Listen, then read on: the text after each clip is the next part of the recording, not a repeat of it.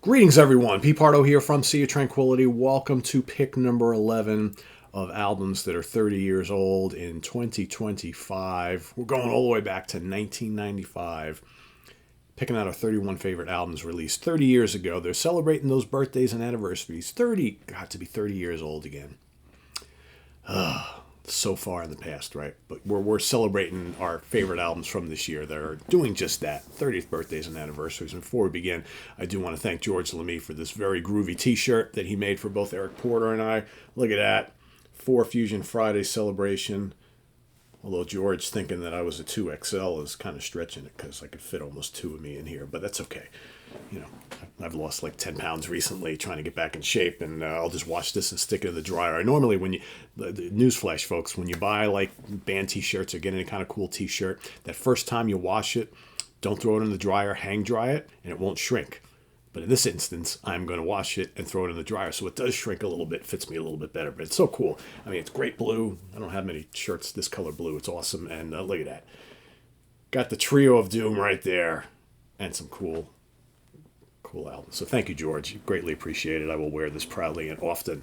So today, for pick number 11, it is the 11th studio album. I didn't plan it that way. In fact, I was sitting here grumbling to myself. It's like I probably could have placed this a little bit higher on my list and my ranking. But it just happened to be. It's also the 11th studio album from this band of chaps from the UK and here in the States. It was released April 3rd, 1995, so very, very close to almost being exactly 30 years since it was released. Recorded at Real World in Box in Wiltshire. Produced by David Bottrill and the band for Virgin Records. I'm talking about Thrack by King Crimson. You know, it's funny. I hadn't listened to this album in a while. Probably since whenever I did the King Crimson ranking. And that was obviously years ago here on the channel. I don't think I've listened to Thrack since then. And it's not an album I pulled out often from them over the years. You know, in the more recent years, I listened to it a lot when this came out. So I was listening to it this morning and thinking, holy shit, this is even way better than I remember it.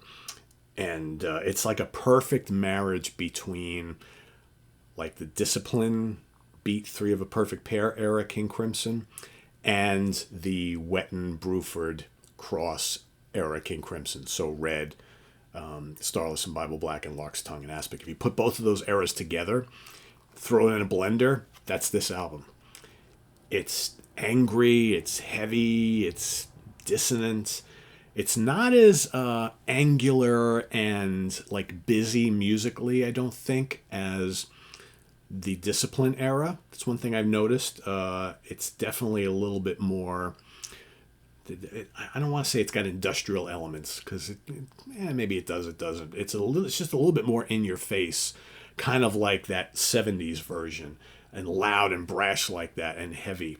But I think, but there are elements of pretty cool atmosphere on here as well. Let's talk about this. Is of course the double trio, the very famous double trio, the only album to for this configuration to appear. It's the last album with. Last studio album with Tony Levin and Bill Bruford together. But we got the 2 guitar players, Adrian Belew on guitars and vocals. You got Robert Fripp on guitars. Mellotron comes back into the sound, right? We didn't really see any Mellotron on those 80s albums. Mellotron's back. Trey Gunn on Chapman Stick backing vocals. Tony Levin, bass guitar, upright bass and backing vocals. So Tony's not playing Chapman Stick on here. We've got Trey on Chapman Stick, Tony on the bass, and Bill Bruford and Pat Mescalato on acoustic electronic drums. Of course, Pat has been a mainstay in and out of King Crimson for all the years afterwards as well. So yeah, very cool album with some really, really cool songs. A lot of instrumentals on here. In fact, it's pretty much half instrumentals. So for those who like that aspect of King Crimson, you've come to the right place. Starts off with the really exciting, heavy, very rockin' Vroom, which again is a throwback to like Lark's Tongue and Aspic and Red, right? I just love it. I remember the first time I heard this, I'm like, holy shit, they're back to being like that heavy King Crimson again. And then you got the kind of more dreamy Coda Marine 475, and then Dinosaur. You know, I'm a dinosaur. You know, the great Belew vocals, very Beatles-ish, right? Again, kind of reminds, like Elephant Talk or stuff from 3 of a Perfect Pair, right? It's more song-based, very cool, very catchy.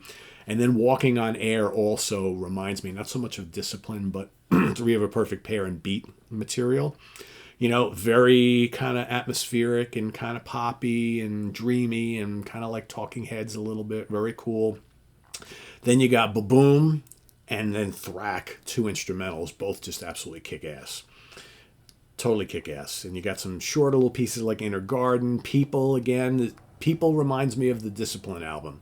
That's that more kind of rhythmic, kind of busy, very kind of world music-y, new wave, proggy kind of blend thing that they've done a lot since the beginning of the 80s.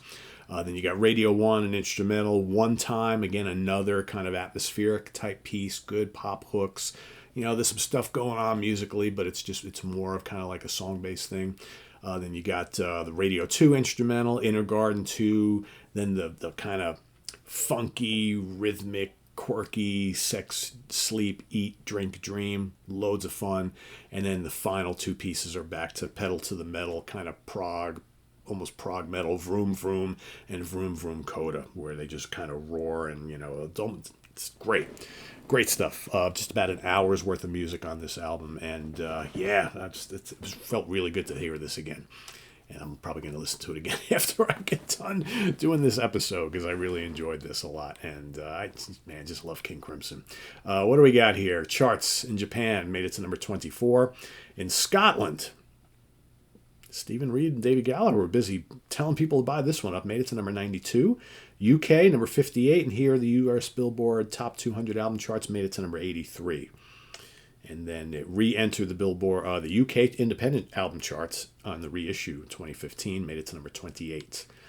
So pretty cool. And as far as singles released here in the States, they released Dinosaur shortly after, we don't have dates, but that year, 1995. I think I remember hearing Dinosaur on the local rock radio station. Again, I wasn't listening to a ton of radio in 95, but I do believe I remember hearing it a little bit. Also, Sex, Sleep, Eat, Drink, Dream was released as a single. That's pretty good choice for a single. Actually, there's a couple tracks on here. People, I think, has some kind of, that's pretty catchy. One Time, there's some good catchy stuff on here. It's a good mix of kind of like catchy, kind of quirky vocal bass pieces and the more heavier pieces and the more kind of like atmospheric pieces. So a lot of good instrumentals. So yeah, that's my pick for today. Pick number 11. It goes up to 11. Let us know what you think of Thrack down in the comments below. I've seen some of you pick it already here in the comments this month. So if you care to comment on it once again, please do so. But more importantly, list your pick down below. And the final 10 begin tomorrow. So we'll see you then.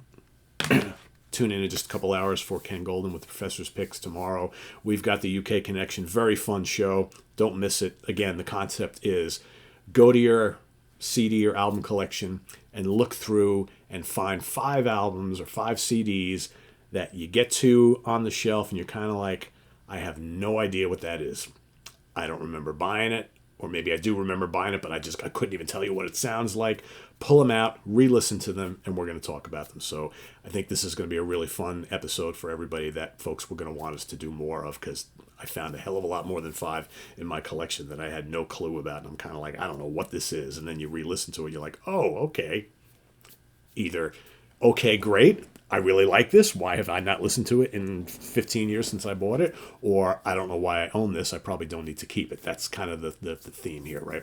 So if you enjoy this episode and you really want to see more, please put that in the comments, because we kind of want to do more of these, but we'll kind of see how it goes. So that's coming up tomorrow. And then Sunday, Grant Arthur and I will be getting back together once again to rank the albums of Loggins and Messina, the great little supergroup duo of Kenny Loggins and Jim Messina, who did 6 albums together. Some really good stuff there of soft rock, folk rock, rock and roll, kind of country rock, blend of all these things, pop, right? Did all sorts of different styles. Very cool stuff. So that's coming up on Sunday, and we'll see you then.